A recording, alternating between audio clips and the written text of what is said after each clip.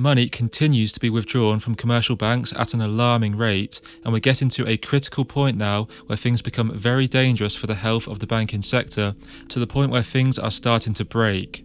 Banks have now suffered from 6 consecutive quarters of declining deposits, which means there is now a total of $17.3 trillion in deposits at commercial banks.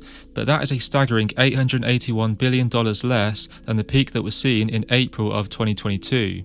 Rapidly rising interest rates leading to the collapse of a number of smaller regional banks like Silicon Valley Bank in March 2023 were definitely triggers behind a good portion of these withdrawals. And as we can see on this chart, there was a sharp drop in deposits around this time as many people grew scared to leave their money in the banking system. But although the pace of these withdrawals has slowed down in the last couple of quarters since that happened, we're still seeing money continue to be withdrawn, and the figure is approaching the $1 trillion mark.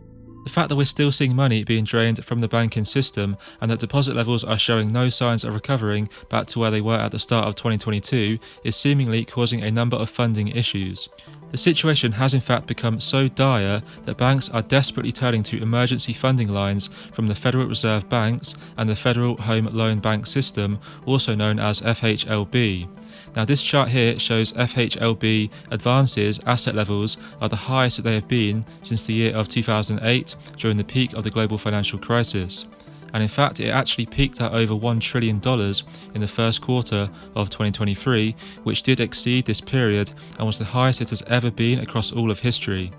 Now, the primary focus of the FHLB is to provide liquidity to members for them to meet short and long-term liquidity needs, and the main method of doing this is through advances, a fully collateralized loan.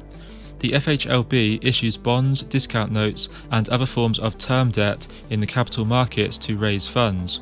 If more banks are getting into trouble and requiring loans in the form of these advances from the FHLB, then the funding level will also need to rise alongside this, which is exactly what we have been seeing take place recently. And the use of the Bank Term Funding Program, an emergency line put into place by the Fed in March 2023, continues to surge to new highs. The funding program allows troubled banks to borrow funds for up to 1 year by pledging US Treasuries and agency debt as collateral. Of course, we saw an immediate surge in banks tapping into this emergency credit in March 2023 when it was first created, thanks to the aftermath of the collapse of a number of regional banks. Since then, however, we have not actually seen a decline in these emergency loans at all, and the sum has been gradually rising ever since then. And that was a gradual rise until recently, where we have seen a noticeable uptick to where we are today, which is now at $135.8 billion.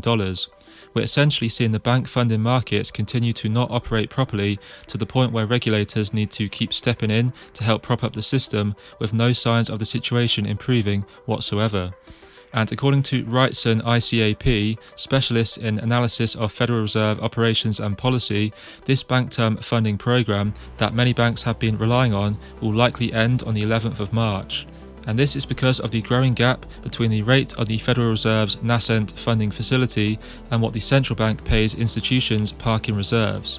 Now, the rate for these loans is currently 4.84%, 56 basis points lower than the rate for interest on reserve balances, making it difficult to defend a renewal in today's more normal environment, according to Wrightson ICAP economist Lou Crandall. Without the ability to fall back on these emergency loans from the Bank Term Funding Program, many banks could find themselves getting into trouble in the future, particularly those categorized as small banks. Here we can see, looking at the blue line, that small bank cash reserves as a percentage of total assets is falling at an alarming rate. And when we remove funding that has been taken from the Bank Term Funding Program, we can see by the red line that cash reserves as a percentage of total assets are dangerously low, to the point where they are actually below the reserve constraint.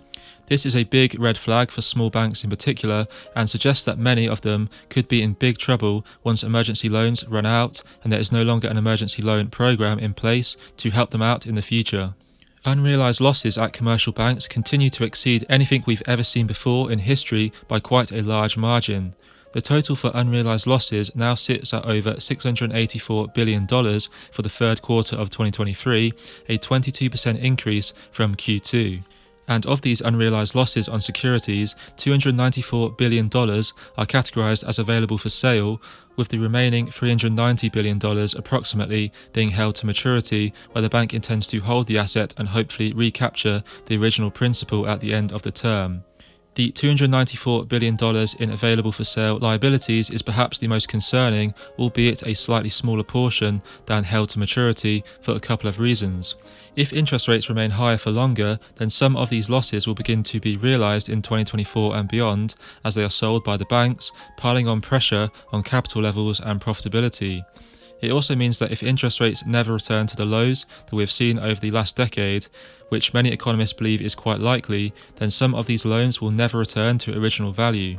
They will ultimately therefore end up being realised as a loss no matter what the bank does, because they cannot be held to maturity for the bank to get their original principal back. 61,905 employees across 20 of the world's largest banks got laid off in 2023 in an attempt for these banks to protect their profit margins during a period of high interest rates and a major slump in deal-making and equity and debt sales. And it is likely that this gets worse in 2024. There is no stability, no investment, no growth in most banks, and there are likely to be more job cuts, says the owner of a financial services headhunting firm. And Gaurav Arora from Coalition Greenwich, the financial services benchmarking group, said, "We expect full year 2024 to be a continuation of the story of 2023. We see banks getting more conservative." And this chart showing the net percentage of domestic banks tightening standards shows just how much lending standards have tightened up over the last year or so. We are currently at 33.9% for Q4 of 2023, however last quarter in Q3 this exceeded 50% and reached 50.8%. Exceeding the 50% threshold has historically been a fairly accurate signal that we are either in a recession or a recession is coming soon, as this threshold was reached during the pandemic, the global financial crisis, the dot-com bubble, and the 1990s recession. During the global financial crisis between 2007 and 2008, there were 140,000 jobs slashed by the same lenders, so we do currently have a considerable way to go before we exceed that amount. We know that in general, net income is declining across the banking sector thanks to the current high interest rate environment impacting net interest income. This is because banks are being forced to offer yields in the 4 to 5% range in order to stay relevant and somewhat maintain customer deposit levels. On the flip side, banks are not able to offer out as many new loans at higher interest rates, as we saw earlier with how much lending standards have tightened. And because of this, banks still have a lot of low interest rate loans that were given out back when interest rates were much lower and close to zero. And in many cases, these old loans are at a much lower interest rate than what they are currently offering on deposits. Commercial real estate continues to be a major problem for many banks as well, with a lot of problem loans coming from this sector. US banks are set to get hit with a further $160 billion in losses, according to a recent NBER working paper. It is estimated that due to declines in property values from rate hikes and the rise of remote work, 14% of all loans and 44% of office loans are in negative equity. And as a result of this, 10 to 20% of all commercial real estate loans could default, which is on the low end of what the default rate was estimated to be during the global financial crisis, which could lead to $160 billion in fresh losses for banks.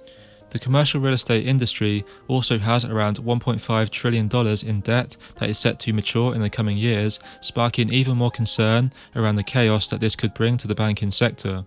And we can see that commercial real estate exposure has been growing quite significantly in these small banks compared to the large banks, which makes it even more concerning knowing how much trouble these regional and local banks are in.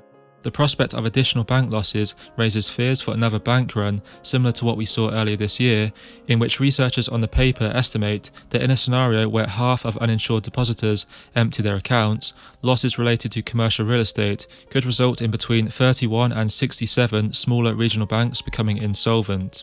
Another 340 banks could face insolvency due to losses stemming from higher interest rates. And there is another major problem brewing in the economy that may halt the Fed in their tracks when it comes to making rate cuts, which could cause carnage across the whole economy. I cover this in more detail in my previous video, which you can check out by clicking on screen right now. Aside from that, if you enjoyed the video, please leave a like and subscribe. That does help out a lot. And thanks a lot for watching.